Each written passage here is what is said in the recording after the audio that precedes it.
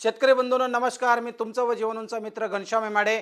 शेतकरी बंधूंनो आपली जी web series चाललेली आहे शेतीतील सूक्ष्मवीर आणि ह्या सूक्ष्मवीरांची आपण प्रत्येक सेशनमधून वेगवेगळ्या माध्यमातून आपण सखोल माहिती घेत असतो. बरेचसे माझे आज नवीन शेतकरी बंधू जॉईन झालेले आहेत आपल्या यूट्यूब चॅनलला. तर बंधूंनो तुम्ही यूट्यूब चॅनल सबस्क्राईब केलेलं नसेल तर लगेच आनंद ॲग्रो केअरचा यूट्यूब चॅनल सबस्क्राईब करा. बेल आयकॉनला क्लिक करा, कारण की आनंद ॲग्रो केअर कंपनीकडनं टेक्निकल इन्फॉर्मेशन दिल्या जातात आणि या टेक्निकल इन्फॉर्मेशनच्या माध्यमातून आपल्याला शेती करणं असेल किंवा आपलं काही टेक्निकल नॉलेज असेल, आपल्या प्रॅक्टिस असेल, या सगळ्या गोष्टींमध्ये नक्कीच बदल होत असतो. कारण की आनंद ॲग्रो केअर कडे जी टीम आहे त्यांच्याकडे 25, 30, 35, 40 वर्ष, 10 वर्ष, 20 वर्ष एक्सपिरियन्स असलेले लोक आपल्याला मार्गदर्शन करत असतात. आणि हे नुसते एका क्षेत्रातले लोक नाही आहेत, हे वेगवेगळे ॲग्रोनॉमिस्ट आहेत, वेगवेगळे फील्डमध्ये काम करणारे लोक आहेत. यांच्या माध्यमातून जी तुम्हाला माहिती मिळते ती माहिती सखोल आणि वैज्ञानिक आणि अगदी तांत्रिक दृष्ट्या एकदम योग्य आम्ही माहिती देण्याचा प्रयत्न करत असतो. तर शेतकरी बंधूंनो पुन्हा मी सुरुवात करतोय. आजच्या सूक्ष्मवीराचं नाव आहे झिंक सोल्युबलायझिंग बॅक्टेरिया. त्याला शॉर्ट फॉर्म मध्ये म्हणतात ZSB. बऱ्याचशा लोकांना माहिती नाही, बऱ्याचशा शेतकरी बांधवांना फक्त PSB आणि KMB किंवा ट्रायको आणि व्हर्टी असेच काही ठराविकच 4-5 प्रकारच्या फंगस आणि बॅक्टेरियाचं माहिती आहे. पण झिंकचा सुद्धा बॅक्टेरिया येतो. हा सूक्ष्मवीर सुद्धा आपल्या जमिनीमध्ये झिंक सोल्युबलायझिंग करण्याचं काम करत असतो. म्हणून या जीवाणूचं अनन्यसाधारण महत्व आपल्या भारतीय शेतीसाठी आहे. आणि तेच नुसतं महाराष्ट्रापुरतं मर्यादित नसून हे पूर्ण भारतात आणि जगामध्ये सुद्धा ज्या ज्या लोकांना माहिती आहे अशा ठिकाणी झिंक सोल्युबलायझिंगचा जीवाणू वापरला जातो. तर तो कसा काम करतो, प्रत्येक सेशन सुरू करण्याच्या अगोदर मी तुम्हाला एक गोष्टीचा रिव्ह्यू देत असतो. बघा, झिंक सोल्युबलायझिंग बॅक्टेरिया. तर हा बॅक्टेरिया कसा दिसतो हे मायक्रोस्कोप मध्ये आपल्याला दाखवलेलं आहे. तर प्रत्येक सेशन सुरू होण्याच्या अगोदर आपली चर्चा केली जाते की नैसर्गिक हायड्रोजन, कार्बन, ऑक्सिजन हा नैसर्गिकरित्या पिकाला मिळतो. त्यानंतर नत्र, स्फुरद, पालाश, calcium, magnesium, sulphur, ferrous, zinc, manganese, molybdate, copper, हे सगळे जे आहेत हे सगळे काय आहेत, सूक्ष्म अन्नद्रव्य आहेत. आणि या सूक्ष्म अन्नद्रव्यांपैकी एक जो जीवाणू आहे तो झिंक सोल्युबलाइज करून देतो. मग आता तुम्ही बरेचसे लोक म्हणणार की अरे झिंक तर फक्त नगण्य प्रमाणात लागतो, आपल्याला झिंकच्या सोल्युबलायझिंग बॅक्टेरियाची गरज का आहे, का गरज आहे हे आपण आपल्या आजच्या शास्त्रीय जे आपलं सूक्ष्मवीरचं सेशन आहे या माध्यमातून आपण काय करणार आहोत, समजून घेणार आहोत. म्हणून झिंक हा एक महत्त्वाचा खनिज आहे आणि हा पिकासाठी खूप महत्त्वाचा आहे. जरी तो सूक्ष्म अन्नद्रव्य असला तरी सुद्धा, आणि तो नसेल तर काय तोटे होतात ते सुद्धा आज आपण अभ्यास करणार आहोत. तर पिकातील झिंक जास्त मुख्य भूमिका काय, म्हणजे तो आपल्या पिकामध्ये महत्त्वाचं काय काम करतो, तर जैविक आणि रासायनिक प्रक्रियेमध्ये झिंक उल्लेख म्हणजे तो कॅटॅलिस्टचं काम करतो. आणि हरितद्रव्य जे आपण म्हणतो क्लोरोफिलची निर्मिती असेल तर क्लोरोफिलची निर्मिती करण्याचं काम हा काय करत असतो, झिंकचा बॅक्टेरिया करत असतो. आणि झिंकचा जो मेन रोल आहे क्लोरोफिलची निर्मिती, ऑक्झिन्स हार्मोनची निर्मिती, आपण ज्याला म्हणतो जे वेगवेगळे हार्मोन्स आपल्या पिकाला लागतात, तर ऑक्झिन्स हार्मोन्स असेल, प्रथिने जे आपण प्रोटीनचं सिंथेसिस करणं असेल, प्रोटीनची निर्मिती असेल, प्रोटीनचं मॅन्युफॅक्चरिंग असेल, आणि जवळपास 300हून अधिक एन्झाईम्सच्या निर्मितीसाठी झिंकचा रोल आहे. म्हणून 300हून अधिक वेगवेगळे एन्झाईम्स हा झिंकचा अविभाज्य भाग आहे. या एन्झाईमच्या निर्मितीसाठी झिंक महत्वाचं काम करत असतो. आणि सगळ्यात महत्वाचं जे लास्ट स्टेपला आपण मागच्या सेशनमध्ये सुद्धा शिकलो होतो की पोटॅश जसं तुमच्या शर्करा निर्मितीसाठी काम करतो, तर तसं शर्करा निर्मितीसाठी तुमचा झिंक सुद्धा खूप महत्वाचा आहे. आणि सगळ्यात महत्वाचं, तुम्ही जे काही अन्न खाताय तसंच पीक सुद्धा इतर प्रकारचे NPK असेल, झिंक असेल, फेरस असेल, कॅल्शियम असेल, मॅग्नेशियम, ह्या सगळ्या प्रकारच्या अन्नद्रव्यांचं जे डायजेशन म्हणतो आपण, म्हणतो पोट खराब झालं, डायजेशन सिस्टीम ठीक नाहीये, तर डायजेशन सिस्टीम सुधारण्यासाठी आपण काय म्हणतो त्याला, चयापचयाची क्रिया. तर डायजेशन क्रिया करण्यासाठी, डायजेशन होण्यासाठी सुद्धा याचा खूप महत्वाचा रोल आहे. आणि सगळ्यात महत्वाचे तुमचे जे पांढरे मुळं आहेत, या पांढऱ्या मुळ्यांची संख्या वाढवणं, हे पांढरे मुळं खोलपर्यंत नेणं आणि त्याच्या जे काही स्टेम आहे या स्टेमला स्ट्रॉंग करणं, हा सुद्धा झिंकचा महत्वाचा रोल आहे. आणि सगळ्यात महत्वाचं सांगायचं म्हटलं तर चयापचय प्रक्रियेचा मुख्य सूत्रधार म्हणजे आपण म्हणतो त्याला मेन लीडर, आपण जे म्हणतो डायजेशन सिस्टीमचा मेन लीडर. डायजेशन सिस्टीमला जर समजा आपण पोट खराब झालं असेल, एक लिंबू आणि थोडं सॉल्ट घेऊन जर आपलं पोट क्लिअर होणार असेल, तर तो तुमचा मेन सूत्रधार किंवा मेन कार्य करणारं कोण आहे, लेमन, लिंबू. तर तसा मुख्य तुमचा सूत्रधार डायजेशन सिस्टीमचा झिंक आहे. शेतकरी बंधूंनो लक्षात घ्या, झिंककडे आपण दुर्लक्ष करतो. झिंक जाऊ द्या, वापरलं नाही वापरलं तरी काय फरक नाही पडत, पण झिंक सुद्धा आपल्या पिकासाठी किती महत्वाची भूमिका बजावतो. कारण तुम्ही कितीही खतं दिलेले असतील आणि या खताला जर अवेलेबल करायचं असेल, तर तुम्हाला झिंकची गरज तेवढीच आहे. हे सुद्धा लक्षात घेणं गरजेचं आहे. सर्व शेतकरी बंधूंनो, या प्रत्येक गोष्टीची तुम्ही नोंद घेत राहा. कारण आजच्या आधुनिक शेतीमध्ये, तांत्रिक शेतीमध्ये आपला एवढ्या टेक्निकल नॉलेजची गरज आहे.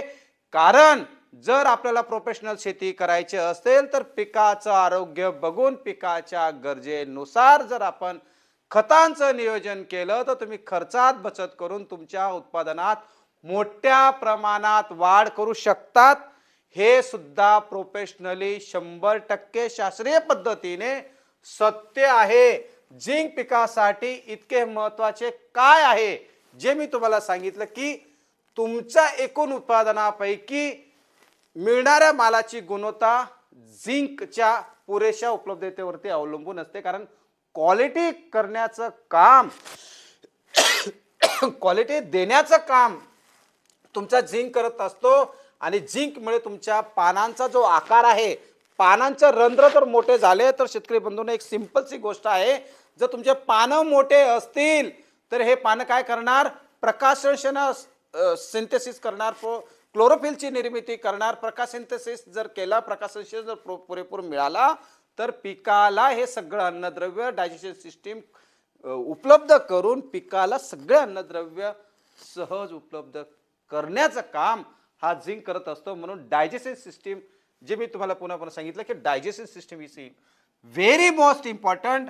आणि सगळ्यात महत्वाचा झिंकचा जो मेन रोल आहे, आणि त्याचे सगळ्यात आवडते पिकं किंवा झिंकचे आवडते पिकं की ज्या पिकांना झिंकचा खूप मोठ्या प्रमाणात साठा लागतो, ते झिंकचे भुक्के असतात. आणि यांना झिंकची कमतरता जर झाली, तर या पिकांची वाढ होत नाही, उत्पादन घटतं. त्याच्यामध्ये महत्वाचा आहे गेहूं, भात, ज्याला आपण तो राईस, आणि तिसरा मका.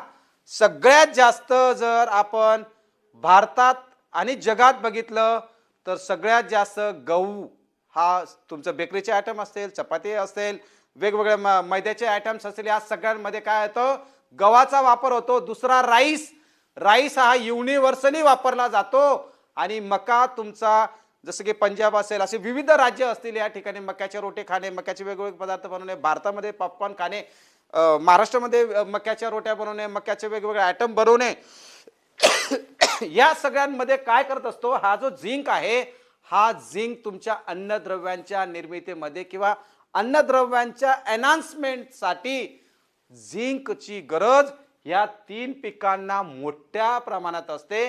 आणि ह्या तिन्ही पिकांना जर झिंक मुबलक प्रमाणात भेटला, तर त्याची जी इन्ग्रेडियंट व्हॅल्यू आहे, या इन्ग्रेडियंट व्हॅल्यू वाढवण्याचं काम हा झिंक करत असतो. तर शेतकरी बंधूंनो लक्षात घ्या, झिंक हा घटक दुर्लक्षित करू नका.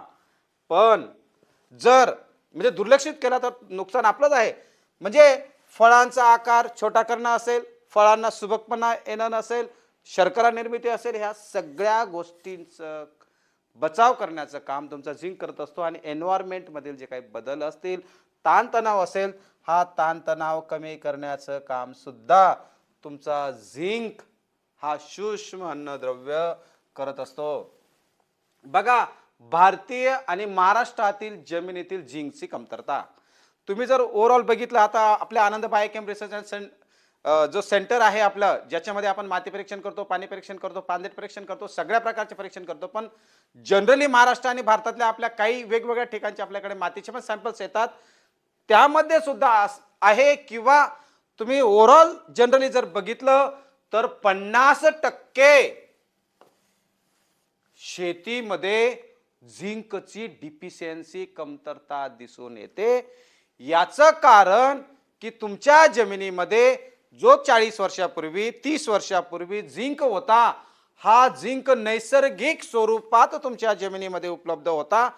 पण झिंकचा अतिवापर तुमच्या पिकांनी केला, किंवा तो जमिनीमध्ये तो फिक्स झाला, किंवा तुमच्या पिकांची फेरपालट असेल आणि आपण झिंक नाही दिला, म्हणून तुमच्या जमिनीमधला जो झिंक आहे हा पूर्णपणे वापरला गेला. म्हणून जमिनीमध्ये झिंकची कमतरता अलीकडे जास्त भासत आहे. म्हणून आपल्या पिकाचं चांगलं उत्पादन वाढवण्यासाठी आपल्याला झिंक वापरणं बंधनकारक आहे.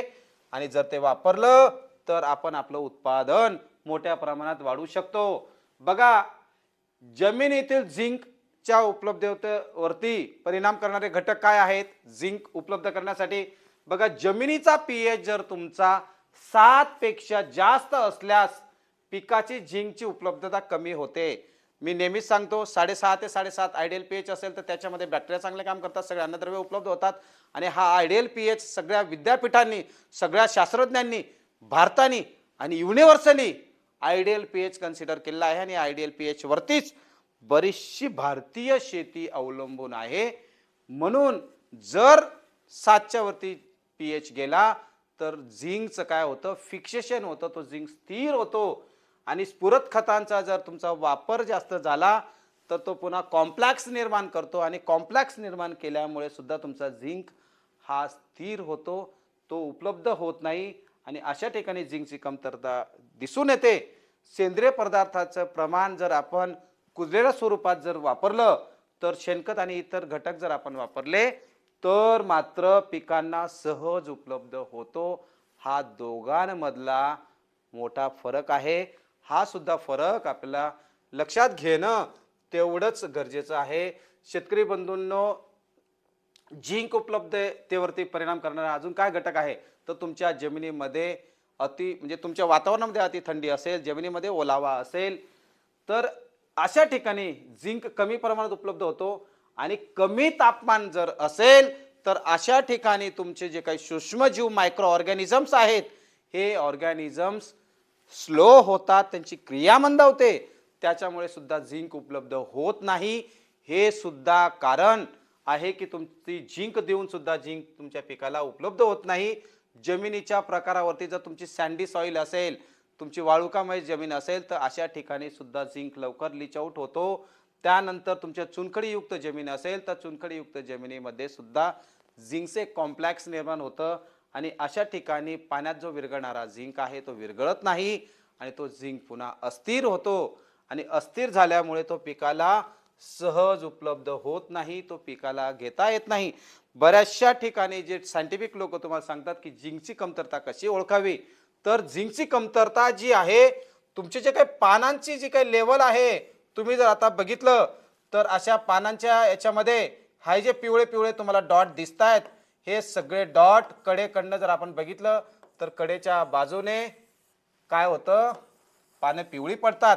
आणि हे पानं ही अशा ठिकाणी पिवळे पडतात. पण मात्र ह्या ज्या शिरा आहेत, ह्या शिरा ग्रीनच रंगाच्या राहतात, त्यावेळेस आपण समजायचं की या आपल्या पिकावरती तुमचं टोमॅटो असेल, तुमचं मिरची असेल, तुमचं मका असेल, तुमचं गहू असेल, इथं सगळ्या पिकांवरती जर झिंकची कमतरता दिसली तर तुमच्या पानांमध्ये जर पिवळा रंग दिसला आणि शिरा जर त्याच्या गडद हिरव्या रंगाच्या असेल तर झिंकची कमतरता आहे असे समजावं. पानं तुमची वेडी वाकडी झालेली असेल, तुमच्या पिकाचं ग्रोथ चांगली झालेली नसेल, ह्या सगळ्या गोष्टींचा जो परिणाम आहे जे मी तुम्हाला सांगितलं, ह्या सगळ्या गोष्टी याच्यामध्ये ऑलरेडी लिहिलेल्या आहेत, ज्याचा तुम्ही स्क्रीनशॉट काढून सुद्धा त्याचा अभ्यास तुम्ही तुमच्या लेवलला करू शकतात. त्यानंतर रासायनिक झिंक खतांच्या वापरावरील मर्यादा आणि समस्या काय आहेत बघा. झिंक वेळगणारे जीवाणू हे मातीतील नैसर्गिकरित्या आढळणारे उपयुक्त सूक्ष्मजीव आहे आणि ह्या सूक्ष्मजीवांना आपण काय म्हणतो, सूक्ष्मवीर, ज्याला आपण मायक्रो सोल्जर्स म्हणतो. हे मायक्रो सोल्जर्स काय करतात, जमिनीमध्ये साठवलेल्या अगुणशील म्हणजे इनसॉल्युबल झिंकचे रूपांतर विरघळणाऱ्या झिंक मध्ये करण्याची क्षमता याच्यामध्ये असते, की जो इनसॉल्युबल झिंक आहे त्या झिंकला सॉल्युबल स्वरूपात आणणे, याला झिंक सॉल्युबलायझिंग बॅक्टेरियाचा खरा रोल आपण म्हणतो. आणि म्हणूनच रासायनिक खतांना पर्याय म्हणून जैविक आणि नैसर्गिक पद्धतीने त्याचा एक शोध लागला आणि त्याचा अभ्यास करून त्याच्यामध्ये काही नवीन तंत्रज्ञान तयार झालं आणि ज्या तंत्रज्ञानावरती आपण बोलत आहोत आणि या तंत्रज्ञानाचा मेन रोल आहे की झिंक सोल्युबलाइज करणे. झिंक विरघळणारे जीवाणू म्हणजे काय, तर झिंक सोल्युबलायझिंग हे जे बॅक्टेरिया आहेत, आपण जर इथे बघितलं तर हे सगळे बॅक्टेरिया जे आहेत हे तुम्हाला लंबगोलाकार आकाराचे दिसतात आणि त्याच्यामध्ये छोटे छोटे जे डॉट दिसतात, हे छोटे छोटे डॉट म्हणजे काय आहे, त्याचे स्पोर आहेत. आणि हे स्पोर काय करतात, झिंक सोल्युबलायझिंग करण्याचं काम करत असतात. आणि हे जीवाणू जमिनीत नैसर्गिकरित्या आढळतात आणि त्यांची संख्या वाढवणं फार गरजेचं असतं. आणि यांची संख्या जर खूप वाढली तर झिंक तुमच्या जमिनीमध्ये आपोआप सोल्युबल होतो. आणि झिंक सोल्युबल करणाऱ्या काही महत्वाच्या जीवाणू आहेत, महत्वाचे घटक आहेत. आणि तो सगळ्यात महत्वाचा जीवाणू म्हणजे बॅसिलस आर्यभट्टई, किंवा त्याला आपण बॅसिलस आर्यभट्ट म्हणतो. आणि बॅसिलस सेरियस हा सुद्धा जीवाणू झिंक सोल्युबलाइज करायसाठी मदत करतो. आणि हा जो झिंक सोल्युबलायझिंग बॅक्टेरिया आहे हा स्पोरुलेशन निर्माण करतो. आणि हे स्पोरुलेशन झाल्यामुळे तो लॉंग ड्युरेशन पर्यंत जिवंत राहतो. आणि तो जिवंत राहून जरी वातावरणातील काही बदल झाला, प्रतिकूल परिस्थिती असेल, तर अशा प्रतिकूल परिस्थितीमध्ये झिंक सोल्युबलायझिंग बॅक्टेरियाचा फार महत्त्वाचा आणि मोठा रोल आहे, ज्याच्यामध्ये एंडोस्पोर जे आपण म्हणतो, जे मी तुम्हाला सांगितलं, हा एंडोस्पोर निर्मितीसाठी सुद्धा झिंकचा महत्व म्हणजे झिंक हा एंडोस्पोर निर्मिती करतो. आणि एंडोस्पोर निर्मितीमुळे झिंक हा जास्त काळ जिवंत राहू शकतो. आता त्याच्या वाढीसाठी अनुकूल घटक काय आहेत, तर सगळ्यात महत्त्वाचं बघा, लक्षात घ्या शेतकरी बंधूंनो, तुमच्या जमिनीमध्ये जर सेंद्रिय कार्बन, सेंद्रिय कर्ब ज्याला आपण ऑर्गॅनिक कार्बन म्हणतो, तो जर तुमचा मोठ्या प्रमाणात उपलब्ध असेल तर आपोआप त्याच्यावरती तो वाढून त्या विघटन करणं आणि त्याच्यातून झिंक उपलब्ध करून देणं हा मेन त्याचा रोल आहे. आणि सगळ्यात महत्त्वाचं पाण्याचा मातीचा पीएच जर तुमची लेवल चांगली असेल तर झिंक सोल्युबलाइज करणारा जो जीवाणू आहे तो जास्त आणि चांगल्या प्रमाणात कार्य करतो. आणि त्याच्यामध्ये तुमचा बॅसिलस ज्या प्रजाती आहेत ह्या काय करतात, तग धरून ठेवू शकतात. कारण की ज्यावेळेस आम्ही स्पोरुलेशन निर्मिती करतो त्यावेळेस 120-140 डिग्रीपर्यंत आम्ही जातो, तेव्हा तो बॅसिलस स्पोरमध्ये जातो. आणि वातावरणातील बदलामुळे आणि त्याचे एंडोस्पोर या त्याची क्षमता असल्यामुळे, म्हणून हा बॅसिलस जो स्पेसिस आहे हा वातावरणीय बदल मध्ये सुद्धा चांगल्या पद्धतीने तग धरतो, म्हणून तो सोल्युबलायझेशनचं चांगलं काम करतो. आणि सगळ्यात महत्त्वाचं बघा की 25 ते 35 डिग्री टेम्परेचरमध्ये ह्या जीवाणूची ग्रोथ एकदम मल्टिप्लिकेशनमध्ये होते. जर त्याची टेम्परेचर जर 25, 15, 20, 10च्या दरम्यान आलं तर त्याची ग्रोथ कमी होते. आणि जर त्याला वातावरणीय काही बदल झाला तर तो स्पोरुलेशन मध्ये जातो. हा त्याच्यामधला फरक आहे. आणि हे जे मी तुम्हाला सांगितलं की बॅसिलस असेल, सुडोमोनास असेल, हे सगळे जे आहेत हे सगळे जीवाणूंवर म्हणजे एरिएशनवरती अवलंबून जीवाणू आहेत आणि ह्या सगळ्या जीवाणूंना लागतं तुमचं एरिएशन, ऑक्सिजन, कारण हे एरोबिक बॅक्टेरिया आहेत आणि त्यातल्या त्यात एंडोस्पोर स्पोर निर्माण करणारे जीवाणू आहेत की ज्याला आपण एंडोस्पोर म्हणतो. हे जे एंडोस्पोर आहेत याची आपण ऑलरेडी माहिती घेतलेली आहे आणि त्याच्यामध्ये सगळ्यात महत्त्वाचं हे जे आहेत कवच इतके मजबूत होतात की जे आपण एंडोस्पोर आपण जे समजून घेतलं तेच आहेत. आणि सगळ्यात महत्त्वाचं याची जी कार्यपद्धती आहे, सगळ्यात महत्त्वाचं काय आहे की याचं जे काही ऑर्गॅनिक ॲसिड प्रोडक्शन आहे, प्रत्येक जीवाणू हा एन्झाईम सिक्रेट करत असतो, सेकंडरी मेटाबोलाइट सिक्रेट करत असतो. आणि सेकंडरी मेटाबोलाइट सिक्रेट करत असताना जो तो एन्झाईम सोडतो, या एन्झाईमच्या रिॲक्शनवरतीच तुमचं झिंक सोल्युबलाइज करणं असेल, पोटॅश मोबिलाइज करणं असेल, फॉस्फरसची निर्मिती असेल, नायट्रोजन फिक्सिंग असेल, अशा वेगवेगळ्या प्रकारचे हे जे जीवाणू आहेत ते नैसर्गिकरित्या आपल्याला जे दिलेले आहेत. तर सगळ्यात महत्त्वाचं काय असतं, तुमचं ॲसिड प्रोडक्शन करणं. जमिनीचा पीएच जर एकदा तुमचा बदल झाला की तुमचा ॲसिडिक म्हणजे सॉरी विम्ल जमीन झालेली असेल, तिला ॲसिडिककडे जर नेलं तर आपोआप जमीन ॲसिडिक झाली की तुमचा झिंक सोल्युबलाइज होणार आणि हे ॲसिडचं प्रोडक्शन करण्याचं काम बॅसिलस ॲरियाबॅक्टाई असेल किंवा त्याच्या ज्या काही वेगवेगळ्या प्रजाती आहेत ह्या काम करत असतात. आणि सगळ्यात महत्त्वाचं हे सगळं करत असताना शेतकरी बंधूंनो, चिलेशन जे आपण जसं इरिटेचिलेटेड झिंक वापरतो, इरिटेचिलेटेड मॅग्नीज वापरतो, तर तसं चिलेशन जी एक जैविक पद्धत आहे किंवा एक नैसर्गिक पद्धत आहे, तर हे चिलेशन प्रक्रिया धातूवरती तो कोटिंग करतो आणि ह्या सगळ्या कोटिंगमुळे याचं दुसऱ्या घटकासोबत रिॲक्ट होत नाही आणि मग झिंक जर सोल्युबल केलं असेल तर तो झिंक पिकाला सहज उपलब्ध होतो. हा त्याच्या मागचं महत्त्वाचं आहे. आणि तिसरी पद्धत म्हणजे सिडेरोस्पोर, आपण जे मागच्याही सुडोमोनासमध्ये आपण शिकलेलो आहेत.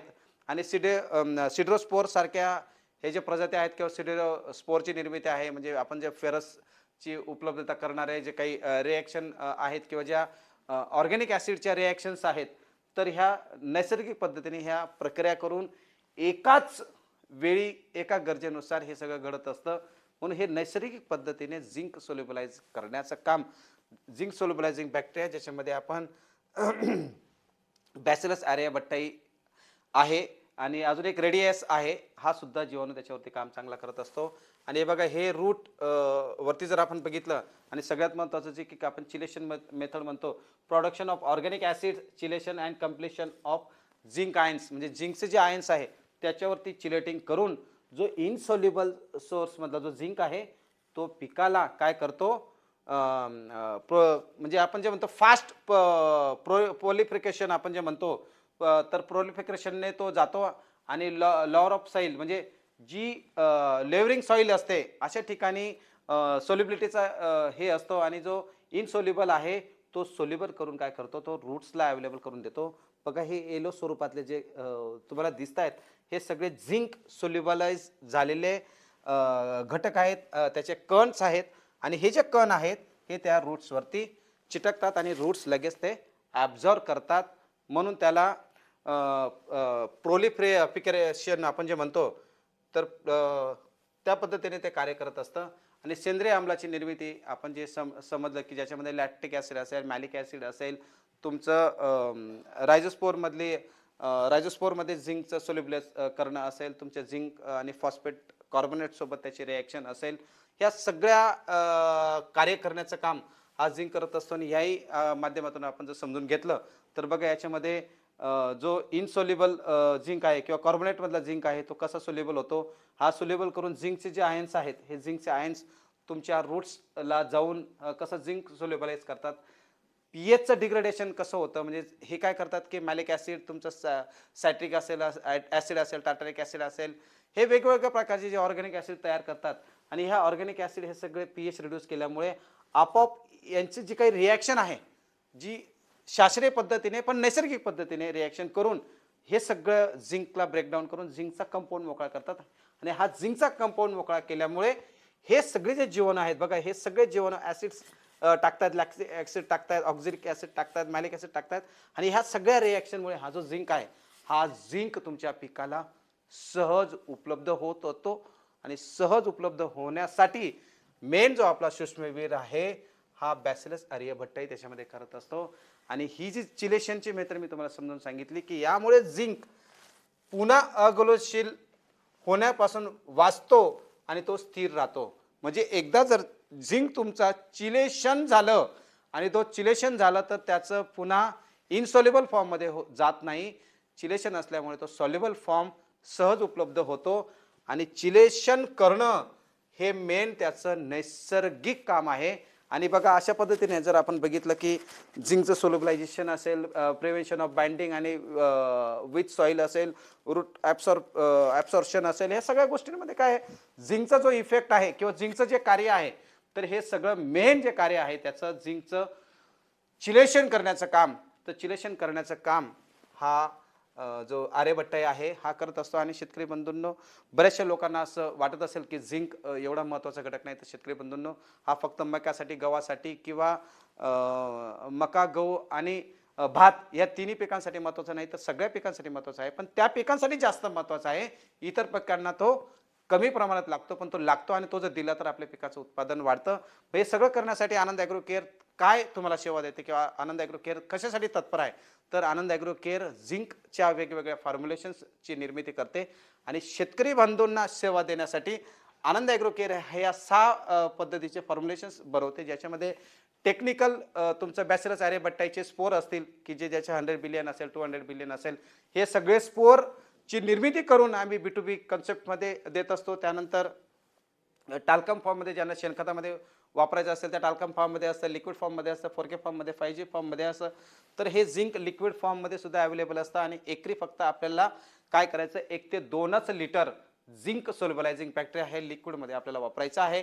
त्यानंतर पुढचं तुमचं आहे 4K, आपण जे प्लांट प्रोबायोटिक्स टेक्नॉलॉजी म्हणतो. प्लांट प्रोबायोटिक्स टेक्नॉलॉजी ही आनंद ॲग्रो केअरने नव्यानेच घेतलेली टेक्नॉलॉजी आहे आणि ही फार रिअर कंपन्यांमध्ये आपल्याला दिसते. तर ही plant based water soluble technology आहे, ज्याच्यामध्ये आपण 4K based zinc solubilising bacteria आपण उपलब्ध करून दिलेला असतो आणि याचं प्रमाण एकरी 500 ते 100 म्हणजे 500 ते 1000 ग्रॅम असतं. आणि त्यानंतर 5G मधले जे कॅप्सूल आहेत आपल्या, तर ह्या कॅप्सूल फॉर्ममधले जे झिंकचा बॅक्टेरिया आहे हा 15 ते 20 कॅप्सूल आपल्याला एकरी वापरायचे असतात. 1 लिटर पाणी घ्यायचं, 1 लिटर पाण्यामध्ये ह्या 15 कॅप्सूल्स आपण ओपन करायच्या. ओपन करून पूर्ण पाण्यामध्ये आपण काय करायचं, सोल्युबल करून घ्यायच्या. सोल्युबल करून झाल्यानंतर 15 लिटर पाण्यामध्ये ते ॲड करायचं आणि नंतर जेव्हा आपलं 200 लिटरमध्ये आपल्या व्हेंचुरी असेल, या व्हेंचुरीमध्ये आपण मिक्स करून ह्या सगळ्या प्रकारच्या ज्या काही झिंकच्या बॅक्टेरिया आहेत आपण कॅप्सूलमध्ये वापरू शकतो. आणि 5G आम्ही त्याचं नाव का दिलं आहे की तुमचं ट्रान्सपोर्टेशन कॉस्ट असेल, तुमची स्टोरेज कॉस्ट असेल, तुमच्या ह्या सगळ्या कॉस्टला ओव्हरकम करून योग्य दरात तुम्हाला 100 बिलियनचे स्पोर आम्ही कमिटेड देत असतो. हा त्याच्या मागचा आमचा उद्देश आहे. बरेचसे शेतकरी बांधवांना झिंक वापरायचं असतं, मक्याचं पीक असतं तिथे ड्रिप इरिगेशन नसते, भाताचं पीक असतं तिथे ड्रिप इरिगेशन नसते. तर ह्या सगळ्या पिकांसाठी आम्ही काय विचार केला की झिंक खरोखर हे झिंक खादाड पिकं आहेत. म्हणजे तुमचं मका असेल, भात असेल, गहू असेल, तर ह्या झिंक खादाड पिकांना काय करायचं, आपल्याला जर झिंकच वापरायचं किंवा केमिकल झिंक आपल्याला वापरायचं नाही, केमिकल झिंक तुमच्या जमिनीमध्ये स्थिर होतो, तर आपण ऑर्गॅनिक फॉर्ममधला झिंक जर मिक्स खतांमध्ये जर मिक्स करून वापरला तर झिंकची सोल्युबिलिटी आणि झिंक अवेलेबिलिटी करण्याचं काम हे ऑर्गॅनिकली आणि नॅचरल पद्धतीने करतं. म्हणून आम्ही दाणेदार फॉर्ममध्ये सुद्धा झिंकची उपलब्धता केली आहे. एकरी फक्त 4 किलो आपल्याला वापरायचा आहे आणि तो सुद्धा नैसर्गिक पद्धतीनेच तुमच्या पिकासाठी उपलब्ध होतो. तर शेतकरी बंधूंनो, हे सगळं झिंकची निर्मिती करण्यासाठी आनंद ॲग्रो केअरचा हा जो इन्फ्रास्ट्रक्चर आहे, या इन्फ्रास्ट्रक्चरसाठी स्वतंत्र लॅब्स आम्ही बनवलेले आहेत. त्यानंतर त्यासाठी लागणारे जे काही HU सिस्टीम्स असतील, त्याच्यासाठी जे कूलिंग सिस्टीम असतील, त्यासाठी जे स्टराईल सिस्टीम असतील, या सगळ्या स्टराईल सिस्टीम आम्ही आनंद ॲग्रो केअर लॅबमध्ये केलेल्या आहेत. त्यानंतर आमच्याकडे टेक्निकल स्टाफ असतील, डॉक्टरेट लोक असतील, PhD झालेले लोक असतील, मायक्रोबायोलॉजी असतील, हे सगळे बीटेक ॲग्रोनॉमिस्ट लोक आनंद ॲग्रो केअरमध्ये काम करत असतात. आणि हे सगळं करत असताना हे सगळे ज्या मशिनरी आहेत, या सगळ्या मशिनरी आम्ही विदेशातून आयात केलेल्या आहेत आणि आयात करून आम्ही त्याच्यासाठी जे काही मॅन्युफॅक्चरिंग करणारी आमची जी टीम आहे, ही टीमसुद्धा स्किलफुल आहे. त्यांच्याकडे तेवढं नॉलेज आहे आणि त्यांच्याकडे 10-10, 20-20 वर्षाचे एक्सपिरियन्स आहे. असे एक्सपिरियन्स पर्सन आनंद ॲग्रो केअरचे हे सगळ्या प्रॉडक्टची निर्मिती करत असतात. आणि सगळ्या प्रॉडक्टची निर्मिती ह्या सगळ्या गोष्टी असल्यामुळे आनंद ॲग्रो केअर आपोआपच त्याच्या मागे गुणवत्ता दिली जाते आणि गुणवत्ता चांगली दिल्यामुळे शेतकरी बांधवांना त्याचे रिझल्ट चांगले येतात आणि रिझल्ट चांगले आल्यामुळे शेतकरी बांधवांचं उत्पादन वाढतं. आणि एवढं सगळं करत असताना सुद्धा शेतकरी बंधूंना आम्ही काय करत असतो की हे सगळे जे प्रॉडक्ट्स आहेत हे तुम्हाला कमी कॉस्टमध्ये उपलब्ध व्हावे, तुमच्या गावापर्यंत तुमच्या शेतापर्यंत तुम्हाला उपलब्ध व्हावे यासाठी आमची सर्व टीम कार्यरत असते. म्हणून तुम्ही शेतकरी बांधवांनो, जे शेतकरी बांधव नवीन असतील त्यांनी आनंद ॲग्रो केअरचे एकदा तरी एक प्रॉडक्ट वापरून बघा, त्याचे रिझल्ट्स बघा, खात्री करा आणि आमच्या जवळचे जे काही वितरक बंधू आहेत त्या वितरक बंधूंना तुम्ही संपर्क करून आनंद ॲग्रो केअरच्या इतर प्रॉडक्टचाही तुम्ही अनुभव घेऊ शकता. तर शेतकरी बंधूंनो लक्षात घ्या, हे सगळं करत असताना ही जी स्पोरुलेशन मेथड मी जे नेहमी तुम्हाला सांगतो की स्पोरुलेशन जी मेथड आहे ही शास्त्रीय पद्धतीने अशा पद्धतीने बनवलं जातं. त्यासाठी वेगवेगळ्या टेक्नॉलॉजी वापरल्या जातात, ज्याच्यामध्ये तुमचं स्प्रेडाईंग टेक्नॉलॉजी असेल, लायफलायझेशन टेक्नॉलॉजी असेल, ह्या दोन्हीही टेक्नॉलॉजी आनंद ॲग्रो केअरकडे ऑलरेडी आहेत. कारण जीवाणूची निर्मिती करणं हे आनंद ॲग्रो केअरचं मोठं पॅशन आहे आणि गेल्या 25 वर्षापासून मी स्वतः जीवाणूंमध्ये काम करत आहे. आणि पुन्हा सांगतो की शेतकऱ्याचा मुलगा असल्यामुळे मी जीवाणूंना प्राधान्य देणे, भविष्यातली शेती वाचवणे हा त्याचा मागचा माझा उद्देश आहे. आणि ह्या दोन वेगवेगळ्या टेक्नॉलॉजीने जीवाणूंची निर्मिती आम्ही करत असतो. हे सगळं करत असताना शेतकरी बांधवांना माती परीक्षण करून देणं, पानदेठ परीक्षण करून देणं, पाणी परीक्षण करून देणं, खतांचं परीक्षण करून देणं, बायोस्टिम्युलंटचं परीक्षण करून देणं, ह्या सगळ्या प्रकारच्या परीक्षणासाठी आनंद ॲग्रो केअर खरोखर कटिबद्ध असते. आणि शेतकरी बंधूंनो, आमच्या आनंद बायोकेम रिसर्च अँड डेव्हलपमेंट सेंटरचं एकच वाक्य आहे, योग्य दर, योग्य निदान आणि योग्य मार्गदर्शन.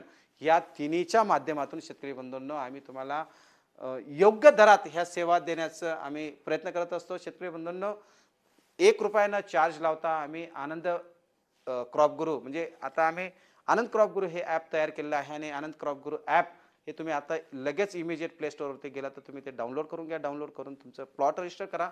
फ्री ऑफ कॉस्ट तुमचं कोणतेही पीक असू द्या, टोमॅटो असू द्या, मिरची असू द्या, वांगे असू द्या, भोपळा असू द्या, कारले असू द्या, म्हणजे अगदी 100 प्रकारचे जे पिकं जे आपल्या महाराष्ट्रात आणि भारतात केले जाते, या सगळ्या प्रकारच्या पिकांची माहिती ऑलरेडी आमच्या ॲपमध्ये उपलब्ध आहे. आणि सगळ्यात महत्त्वाचं म्हणजे ही हिंदी, इंग्लिश, मराठी आणि गुजराती या 4 लँग्वेजमध्ये शेतकरी बंधूंनो आम्ही तुमच्यासाठी उपलब्ध करून दिलेले आहे. जे हिंदी भाषिक असतील ते हिंदी भाषिक सुद्धा हिंदीच्या भाषेमध्ये तुम्हाला जे काही नॉलेज पाहिजे ते आम्ही तुम्हाला फ्री ऑफ कॉस्ट प्रोव्हाइड करत असतो. आणि शेतकरी बंधूंनो, ही जी आपली वेब सिरीज चाललेली आहे, या वेब सिरीजचं नाव आहे शेतीतील सूक्ष्मवीर. त्या सूक्ष्मवीरांचा आपण वेगवेगळ्या विषयातून मार्गदर्शन करत असतो. आणि बऱ्याचशा शेतकरी बंधूंना असं वाटत असेल की नेमकं हे शेतीतील सूक्ष्मवीर किती आहेत आणि किती दिवसापर्यंत ही सिरीज चालेल. तर शेतकरी बंधूंनो, खरोखर आपल्या जमिनीमध्ये खूप मोठ्या प्रमाणात सूक्ष्मवीर आहेत. आणि ह्या सूक्ष्मवीरांची A to Z माहिती, म्हणजे जे ॲग्रिकल्चरमध्ये वापरले जाणारे जेवढे सूक्ष्मवीर आहेत, जोपर्यंत हे सगळे कव्हर होत नाही तोपर्यंत ही सिरीज थांबणार नाही. म्हणून कोणीही याच्याकडे दुर्लक्ष करू नका, कारण की नॉलेज इज द पॉवर. आणि जेवढं नॉलेज तुम्ही घ्याल तेवढंच तुमची पॉवर वाढेल. आणि तुमची पॉवर वाढली की आपोआप तुमचं उत्पादन वाढेल. आणि तुमचं उत्पादन वाढलं तर नक्कीच तुमच्या खिशाला ते परवडेल आणि आपल्या देशाचा विकास होईल. आणि हे सगळं करत असताना शेतकरी बंधूंना, आपण जे केमिकल फर्टिलायझर्स दुसऱ्या देशामधून आयात करतो आणि परकीय चलन आपलं भारतामध्ये येतं आणि आपल्या भारताच्या चलनावरती लोड येतो, म्हणून कुठेतरी आपण ह्या गोष्टीचा विचार करणं गरजेचं आहे. आणि मेक इन इंडियाला आपण फोकस करणं सुद्धा गरजेचं आहे. कारण की आपण काय करतोय की सगळं केमिकल फर्टिलायझर विदेशी कंपन्यांना आपण खूप मोठं करतोय, गोऱ्या लोकांना आपण मोठं करतोय, ज्यांनी 150-200 वर्ष आपल्या देशावरती राज केला, अशा लोकांकडनं पुन्हा आपण त्याच्यावरतीच अवलंबून आहे. मेक इन इंडियामध्ये आपला भारत असा देश आहे की या देशामध्ये नैसर्गिकरित्याच खूप काही गोष्टी दिलेल्या आहेत, पण आपण हे सगळं विसरलेलो आहोत. म्हणून मी असं म्हणत नाही की केमिकल फर्टिलायझर पूर्णपणे बंद करा, पण केमिकल फर्टिलायझरला काही पद्धतीने जर आपण कंट्रोल केला आणि जैविक पद्धतीने जर आपण, जसं झिंक सोल्युबलायझिंग बॅक्टेरिया असेल, PSBचा बॅक्टेरिया असेल, वेगवेगळ्या बॅक्टेरियांचं कॉम्बिनेशन जर आपण वापरलं तर आपण 20% जरी आपल्या परकीय चलनावरती सगळ्यांनी बंधन आणलं तर नक्कीच आपल्या भारताचा जो काही रुपयाची व्हॅल्यू असेल, आपल्या इंटरनॅशनल मार्केटमध्ये आपल्या देशाची किंमत असेल, आपल्या देशाची व्हॅल्यू असेल, या सगळ्या गोष्टींवरती आपण फोकस करू शकतो. आणि केंद्र सरकार व महाराष्ट्र सरकारचा सुद्धा फोकस आहे सेंद्रिय शेती करणे. आणि सेंद्रिय शेती खरोखर काळाची आज गरज झालेली आहे. शेतकरी बंधूंनो, जर आपण सेंद्रिय शेती नाही केली तर आपल्याला भविष्यात येणारे जे काही प्रॉब्लेम्स आहेत, हे फार मोठ्या प्रमाणात प्रॉब्लेमला आपल्याला फेस करावं लागेल. ते आज आपल्याला जाणवत नाही आहे, पण शेतकरी बंधूंनो, आपल्या जेव्हा मुलगा पुढे शेती करेल, जेव्हा आपला नातू पुढे शेती करेल, तर त्याला मोठी समस्या या केमिकल फर्टिलायझरमुळे भासेल. म्हणून शेतकरी बंधूंनो, तुम्ही आनंद ॲग्रो केअरच्या ज्या वेब सिरीजला तुम्ही सगळ्यांनी सपोर्ट केला, सगळेजण अर्धा तास असेल, 1 तास असेल, ही सगळी वेब सिरीज अगदी अचूकपणे न विसरता तुम्ही प्रत्येक सोमवारी आनंद ॲग्रो केअरच्या यूट्यूब चॅनलला फॉलो करत असतात. आणि तुमचे प्रश्न असतील ते प्रश्न तुम्ही विचारत असतात, आम्ही विचारलेल्या प्रश्नांचं तुम्ही उत्तरं देत असतात आणि त्याबद्दलच मी तुमचे सगळ्यांचे मनापासून आभार मानतो. मी इथेच थांबतो. पुन्हा भेटूया पुढच्या सोमवारी ठीक 6 वाजता. धन्यवाद माझ्या शेतकरी बंधूंनो. धन्यवाद. जय जवान, जय किसान, जय महाराष्ट्र.